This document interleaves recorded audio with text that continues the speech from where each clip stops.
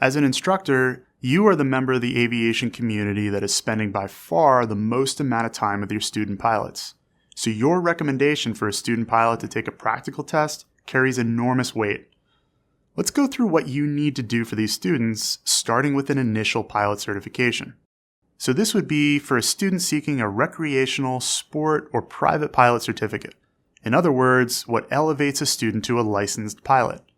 Let's look at what a private pilot applicant needs in their logbook.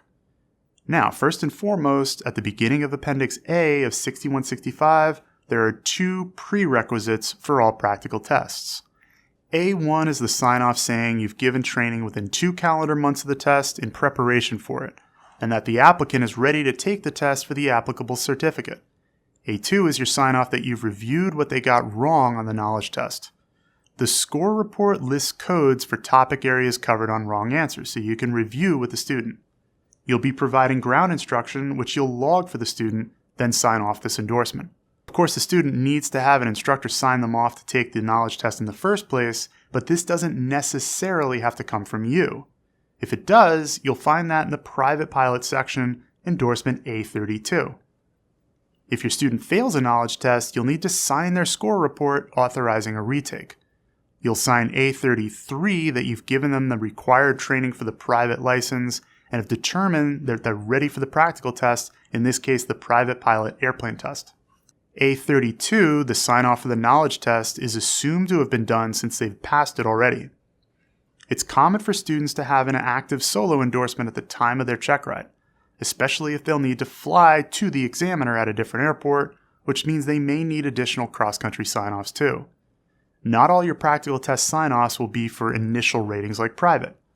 As a newly minted CFI, you'll be entitled to sign applicants off for a commercial check ride, and with a CFII rating, you can do instrument as well.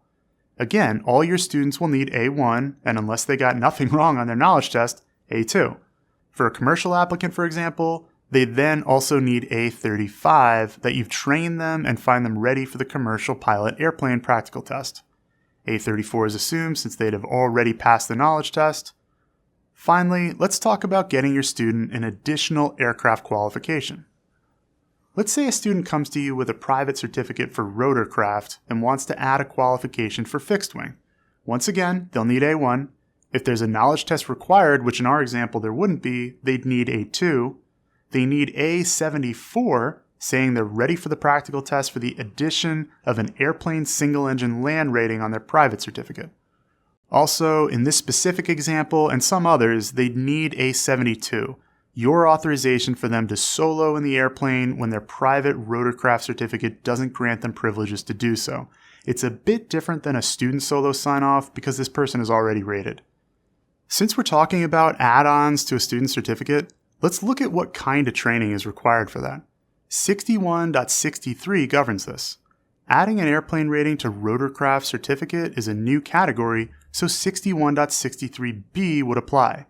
They'd need to fulfill everything in 61.109a, the private airplane single-engine land requirements, and could bring over some of their rotorcraft time to apply.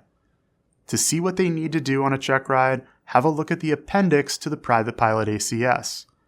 Page A12 of the appendix has this matrix. Across the top, we find the private rating the student already has, RH for rotorcraft helicopter. For each area of operation, the required tasks are going to be listed out. So that's specifically what you'd train for with your student. Okay, so this was a big topic, but endorsements are a big part of your job. Like I said, the system puts a lot of weight on your recommendations for who takes a private pilot test, so you are a key player in keeping aviation stocked with safe new pilots.